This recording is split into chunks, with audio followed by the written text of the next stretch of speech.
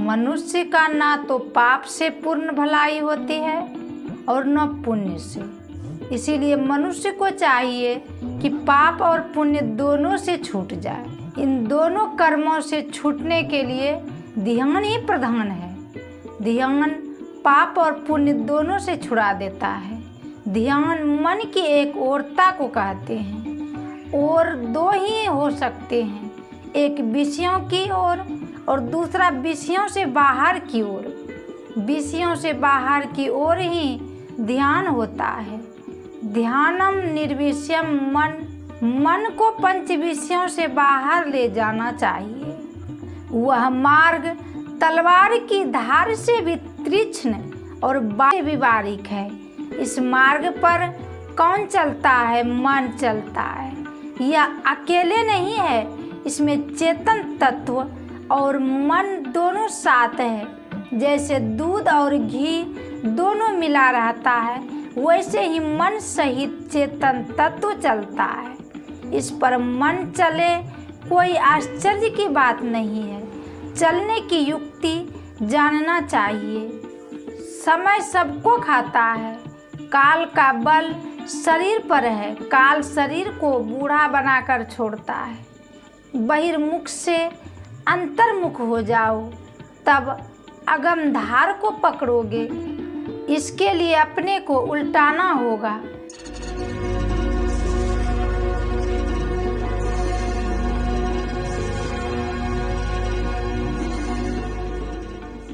शब्द से ही सृष्टि होती है। शब्द के लय हो जाने पर माया का प्रमाद नहीं रहता है। आँख से वह नहीं देखा जाता है। उसके स्वरूप का ओर छोर नहीं है। और छोर वाला अपार नहीं होगा। वह बुद्धि की शक्ति से बाहर है। बुद्धि में केवल निर्णय हो सकता है कि वह है। वह इंद्रियों के ज्ञान के बाहर है। हम लोग समय के अंदर बंधे हुए हैं। हम समय के बाहर नहीं जा सकते। चाहे किसी भी लोकांतर जाओ, समय के अंदर ही रहोगे। किसी भी शरीर में रहो, समय के अंदर रहोगे। जहाँ समय है वहाँ स्थान है। मनुष्य शरीरधारी होने के कारण मालूम कर सकते हैं कि समय से बाहर है या अंदर। देश कालातीत पद परमात्मा है। श्री सद्गुरु महाराज की जय। कर्म 3 तरह से होता है, मन से, वचन से और कर्म से। कुछ न कुछ कर्म होता रहता है। श्वास लेना कर्म है, यह स्वाभाविक कर्म है। परंतु फल के विचार से जो कर्म जानबूझकर करते हैं वह अस्वाभाविक कर्म है। 2 प्रकार के कर्म हैं, पाप और पुण्य। मन से भले कर्मों के लिए चिंतन करने से शुभ कर्म होता है। मन स्वभावतः नीच कर्म की ओर रहता है, दूसरी ओर नहीं जाता है। पाप कर्म का फल दुख होता है और पुण्य कर्म का फल सुख होता है। पुण्यात्मा आदमी भी थोड़ा सा पाप कर ले तो उसे उसका फल दुख अवश्य भोगना पड़ेगा। पाप कर्म का फल और पुण्य कर्म का फल दोनों भोगना होता है। स्वर्ग में भी थोड़ा सुख है। न पाप से पूर्ण भलाई होती है और न पुण्य से। मनुष्य को चाहिए कि पाप और पुण्य दोनों से छूट जाए। इन दोनों कर्मों से छूटने के लिए ध्यान ही प्रधान है। ध्यान पाप और पुण्य दोनों से छुड़ा देता है। ध्यान मन की एक ओरता को कहते हैं और 2 ही हो सकते हैं, एक विषय की ओर और दूसरा विषय से बाहर की ओर। विषयों से बाहर की ओर ही ध्यान होता है। ध्यानम निर्विषयम मन को पंच विषयों से बाहर ले जाना चाहिए। सब जगह ये ही 5 विषय हैं। इंद्रियों से ग्रहण होने योग्य पदार्थ को विषय कहते हैं। वैकुंठवासी बनने पर भी इंद्रियों के भोगों से नहीं छूट पाते। इन भोगों से बाहर हो जाना ही परम सुखदायक है। ध्यान योग के द्वारा ही विषयों से बाहर हो सकते हैं। प्रथम स्थूल विषयों से छूटना होता है। स्थूल विषयों में वृत्ति नहीं रहने से स्थूल से छूटा जा सकता है। कर्म की होई स्वरूप ही चिन्ह स्थूल विषय से सूक्ष्म विषय में जाने के लिए बिंदु ध्यान है। बिंदु ध्यान स्थूल से बाहर निकाल देता है और नाद ध्यान सूक्ष्म और अरूप मंडल से बाहर निकाल देता है। बिंदु वह है जिसका स्थान हो, परिमाण नहीं। स्थूल संसार में कोई भी ऐसा चिन्ह नहीं है जिसका स्थान हो और परिणाम नहीं हो। बिंदु के समूह को रेखा कहते हैं, जिसमें लंबाई हो और चौड़ाई न हो। इसका असल रूप इस मोटी निगाह से नहीं देख पड़ता है, यह यौगिक निगाह से देखा जाता है। बीजाक्षरम परम बिंदु, यह बिंदु अक्षर का बीज है। अक्षर या वर्ण रूप या दृश्य है। रूप या आकार का बीज परम बिंदु है। एक तस्वीर बनाने में कागज पर जहाँ पेंसिल रखते हैं वहाँ बिंदु हो जाता है। लकीर बिंदु से बना हुआ है। बिंदु से ही इसका आरंभ होता है। बिंदुमय जगत बिंदु से बना हुआ है और बिंदु में ही इसकी समाप्ति है। अगर इसको प्राप्त कर सको तो नाद को सुनोगे। यह अंतर्नाद है। अनहद शब्द से मालूम होता है कि कितने शब्द हैं, कोई कह नहीं सकता है। अनाहद शब्द बिना ठोकर का शब्द है और आहत शब्द ठोकर वाला शब्द है। अनाहद शब्द श्रवणात्मक नहीं है, यह श्रुतात्मक है। श्रवणात्मक, ध्वन्यात्मक, वर्णात्मक विधि तीन त्रिविध शब्द अनुभव अगम तुलसी कहीं प्रवीण। तीनों का प्रत्यक्ष ज्ञान होना बुद्धि से परे है। जो केवल संबित चैतन वृत्ति से ग्रहण हो वह ध्वन्यात्मक है, वह अंतर की ध्वनि है। खुत्यात्मक चेतन धारा से जिस शब्द को जान सकते हैं वह वर्णात्मक नहीं, ध्वन्यात्मक है। वह नाद श्रवणात्मक नहीं, श्रुतात्मक है। वह बिंदु के ऊपर है। वह नाद भी अक्षर ब्रह्म में लय हो जाता है या उसकी स्थिति नहीं रहती है। शब्द गुप्त तब हुआ अनाम, शब्द प्रकट तब धरिया नाम। शब्द के पहले अशब्द था और शब्द भी अशब्द में ही लय होता है। वह अशब्द ही निशब्द है। नाद से ही वेदों का आविर्भाव हुआ है। नाद विद्या से ही परमात्मा पहचाना जाता है। यह विद्या पढ़ने या लिखने से नहीं होता। यह ध्यान गम्य है जो खूब गहराई में जाता है, वही इस विद्या को प्राप्त कर सकता है। ध्यान से पाप का नाश होता है। ध्यान से सब दुखों से छूटकर सुख स्वरूप हो जाएंगे। यह नाद ध्यान से ही होगा। जो मूल भित्ति है उसको आत्मा कहते हैं। व्यक्ति रूप में व्यापक जीवात्मा कहलाता है। उसको जब कोई व्यक्ति भिन्न रूप से जानना चाहता है तब परम शब्द लगता है और परमात्मा कहलाता है। परमात्मा कह देने पर वह मूल भित्ति होती है जिसके परे कोई नहीं है। जो परम तत्व है वह परमात्मा है।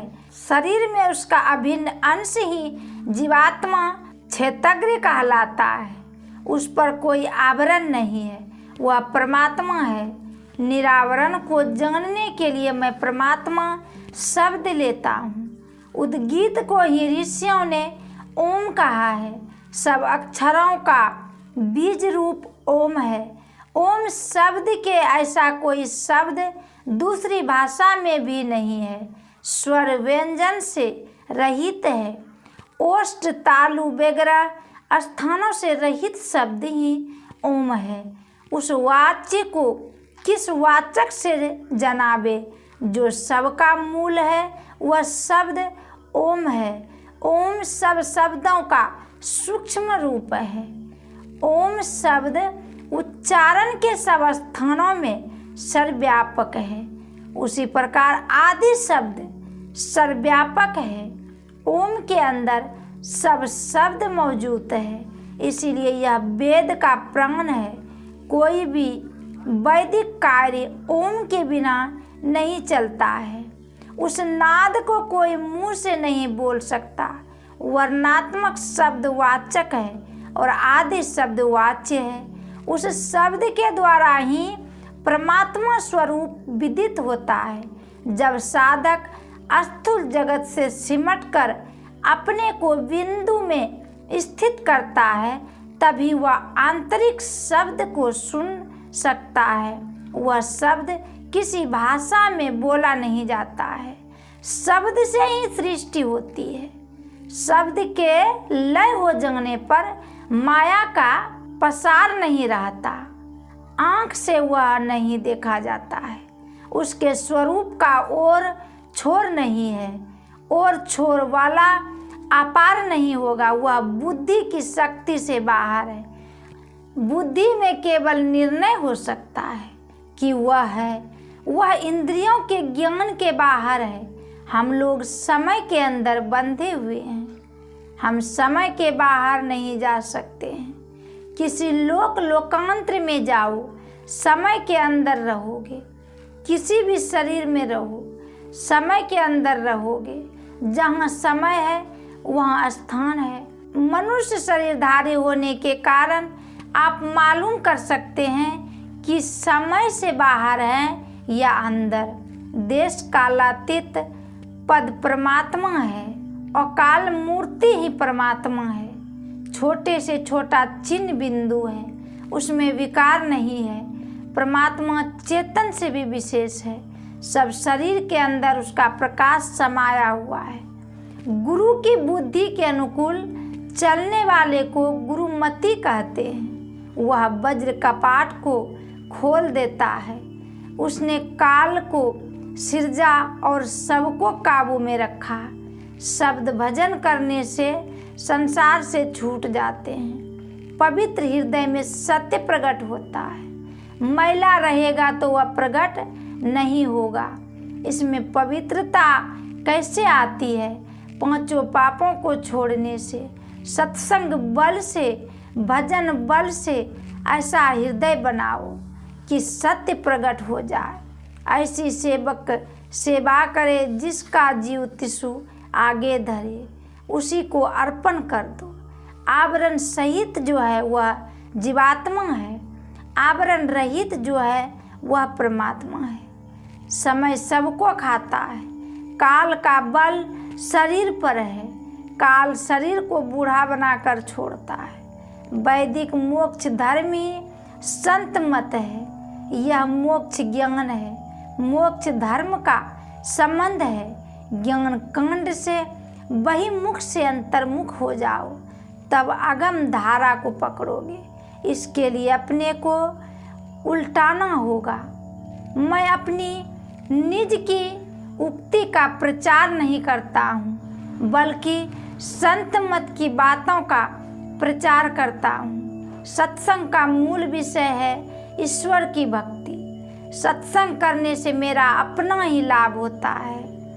1909 ईस्वी से मैं देखता हूँ कि मुझे बड़ा लाभ हुआ है। सत्संग से आदमी को सत्य वस्तु की ओर जाने की प्रेरणा मिलती है। सत्य वस्तु के लाभ के लिए उद्यम करना होता है। जिस प्रकार प्रतिदिन भोजन से शरीर का बल बढ़ता है, उसी प्रकार सत्संग से सत्य का बल बढ़ता है। सत्संग के वचन सुनने से सत्य की ओर मन फिर जाता है। सत्संग में ज्ञान के बारे में सदयुक्ति के बारे में और सदगति के बारे में सुनते हैं। इसीलिए सत्संग से बड़ा लाभ होता है। संतों का दर्शन गोया परमात्मा से मुलाकात होती है। चिट्ठी आदि मुलाकात है। संतों की चिट्ठियाँ अर्थात उसके वचन ग्रंथों में मौजूद है। ईश्वर की भक्ति में पहले यह जानना है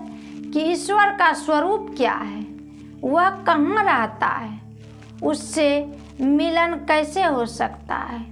उससे मिलाप शरीर सहित क्षेत्रज्ञ का होता है या केवल क्षेत्रज्ञ का होता है। रूप विषय क्या है जो आँख से ग्रहण किया जाता है। परमात्मा विषय क्या है जो आत्मा से ग्रहण हो। परमात्मा का ज्ञान केवल चेतन आत्मा से होता है।